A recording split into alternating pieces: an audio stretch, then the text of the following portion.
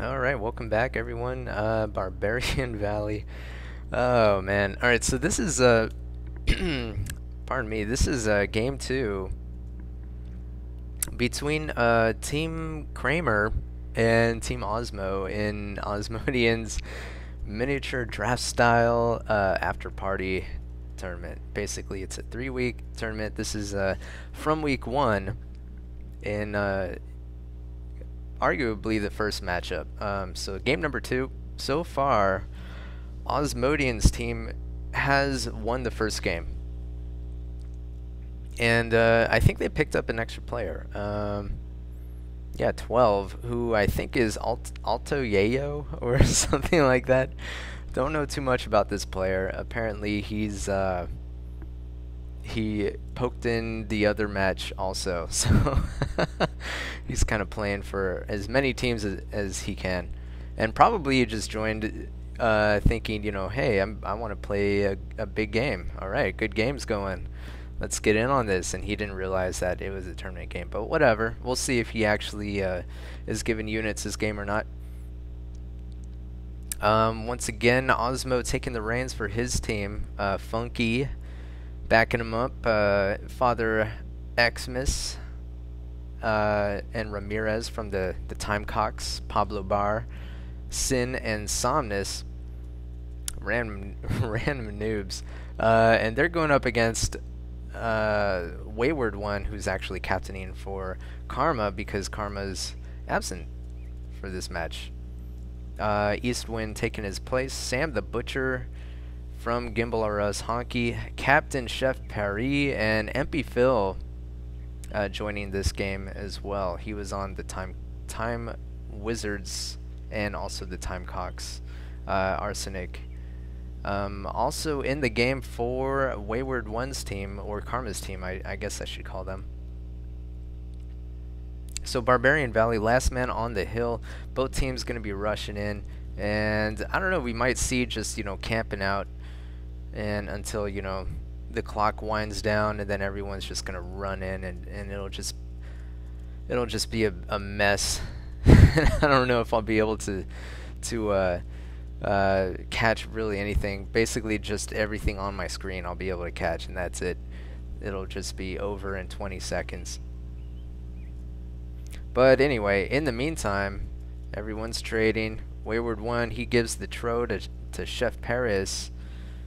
Let's see. Sam the Butcher has some Solace. MP Phil, some Solace. Basically, you can tell who has the Solace. Whoever gets the Solace is basically like the second string. Like, you know, that's who the captain doesn't really want to give important units to. But Solace are actually really important on a map like this. Eastwind, MP Phil, Sam the Butcher, you know, getting some mortar dwarves. Didn't really catch everybody, but anyway. Osmo taking the tro for himself. I guess he doesn't trust anyone on his team. Father Xmas, couple of mortar dwarves. Pablo Bar, a mortar dwarf. Doesn't seem like there's a whole lot of mortar dwarves here for Osmo's team. Yeah, looking at their Solace, Funky taking the Solace, I rest my case, and Somnus. Basically, Osmodian doesn't know that either player knows how to play. And yeah, 12 is Alta Yayo, Osmodian, subjecting him to some kind of interview, asking him some questions.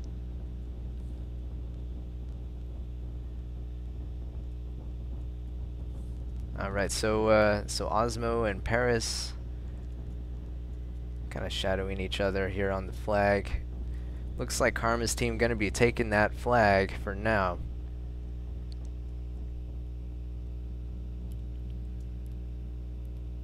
Sin taking a flank, kind of around the south. And Wayward One taking the spider flank, and not much else. Like, Wayward One, that's kind of my style of captaining also. Taking very few units, but, you know, units that if undetected, you can do a lot with. Although spiders, I don't know. We saw him do this in the Myth World Cup too. He took a goal flank one game and his team got obliterated, and then he ran in with the goal flank and got obliterated himself. I forgot what match that was. But that's kind of my style of captaining. I try not to take too much. Looks like a fetch got blasted there. Wonder who got that. Oh, I think Captain killed himself. Yeah, there was a dudded mortar shell, and he shot the lightning, and it got him. It set it off.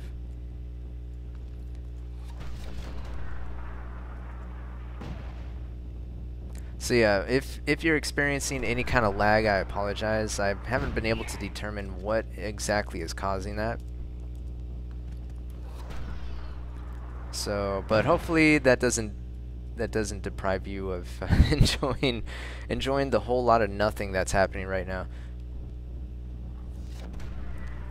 Well, Somnus losing a Solus there. And, you know, some Solus of MP Field being lost in return. 96, 98%.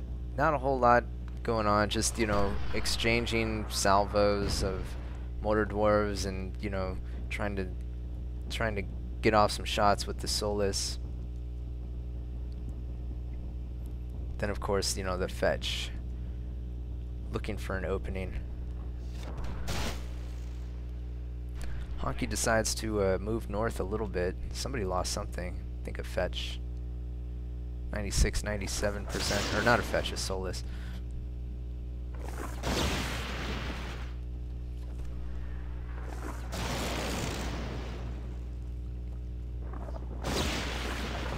A whole bunch of rocks going every which way. Another dud there.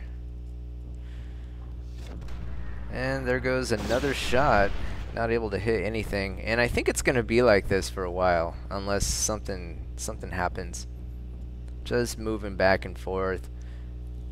And, you know, losing one unit here, one unit there. But nobody really committing. Last man on the hill. And the games tend to go that way, where whoever owns the flag, it doesn't really matter until the end game. So a lot of people will just wait until the end to make a move. And Chef Paris giving Sam the Butcher some advice, saying, you know, your formations kind of suck. And another fetch loss there for Somnus. Yeah, it's really hard for a, you know, when you give a newbie, someone that's never played before, like Solus, because you think, yeah, those are units that are dispensable, you know. They're not going to hurt our chances too much, but actually Solus are really important in a game like this, and you're pretty much guaranteeing them, you know, they're not going to be able to distinguish themselves from anybody else using a unit like Solus. They're just going to get blasted by mortars.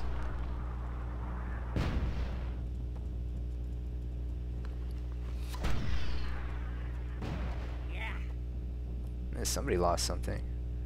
95, 96%, so, you know, the percentage is just trickling down. Wayward 1, he's in the backfield now. But he can't find an opening. He's still looking, though. You know, and Solus are just awful. I like Solus, but their accuracy is just horrible. I mean, if you hit something, it's probably because they moved into it. It's so hard to hit anything.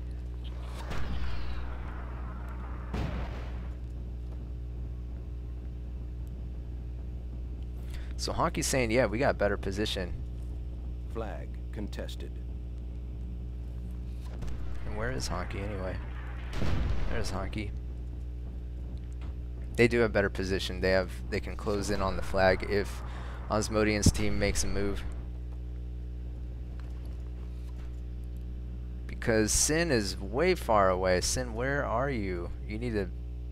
Sin needs to be kind of where Honky is.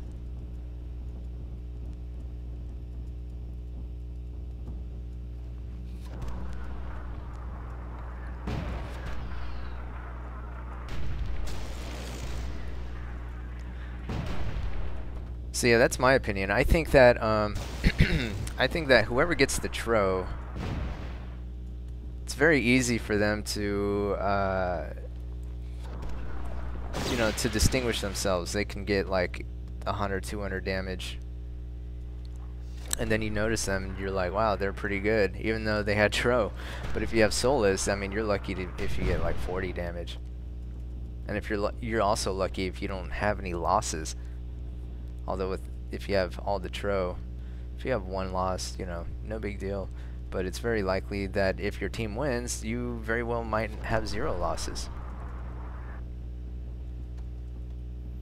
And personally, I don't think that whoever controls the Tro, that's any more important than any of these other units. In fact, if you've been watching this game, whoever has the Tro, they haven't really done anything. They've just been standing there this whole time. And the people with the Soulless are the ones that are actually have been engaging. Soulless and the Mortar Dwarves. So I think for this map, those units are actually more important. Because the Tro, as you can see, just standing there the entire time waiting for the clock to wind down.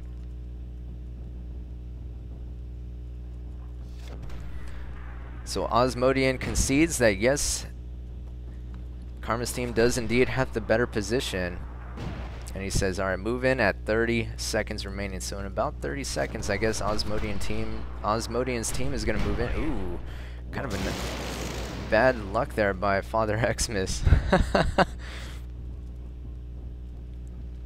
And yeah, it's just going to be a huge chaotic cluster right here on the flag. And Asmodian, he's going to lead the charge, I think. Yeah, he's saying, all push. Everybody follow me, and then he runs in there and he backs away, and everybody else is just going to walk in through the meat grinder here. 91, 85%. Pablo Barm walking to his doom. Asmodian hasn't really done anything. He's just kind of shadowing that Tro. So Pablo Bar runs in there unaided, gets destroyed. 80%, 67%. Asmodian, he's going to get cleaned up here by Paris. It looks like he's going to kick a couple of these fetch, but I think it's too late. 62%, 30% or less, and falling. Here's Sin, arriving a little bit late here. Yeah, Sin just took way too long. He wasn't really in the push to begin with. He kind of came in after the fact. Could have used you there, Sin. So that game's gonna go to Karma's team. Pretty dang decisively. So let's look at some of these players. Asmodian, 125 damage, really not hard to get with 3 Tro. Sin, 100 damage, actually, not too bad. But I think he could have coordinated a little bit better with his team. Father Xmas, 10 kills, but he lost both of his Mortar Dwarves to a single mortar shot. And then Karma's team, Eastwind, 149 damage, 18 kills. Pretty dang good. 153 damage for Paris, but 17 kills also for Arsenic. So those 3 players distinguishing themselves. Paris, once again, he had the Tro. And Sam the Butcher actually doing pretty well. 100 damage for him. I tend to notice people that get over 100 damage more than I notice anybody else whenever I look at the stats. But yep, match is going to be tied up at 1 game apiece. So that's going to be it for game number 2. Game number 3 is coming up shortly. Thanks for sticking around. I hope you guys enjoy it. And, well, I'll see you then.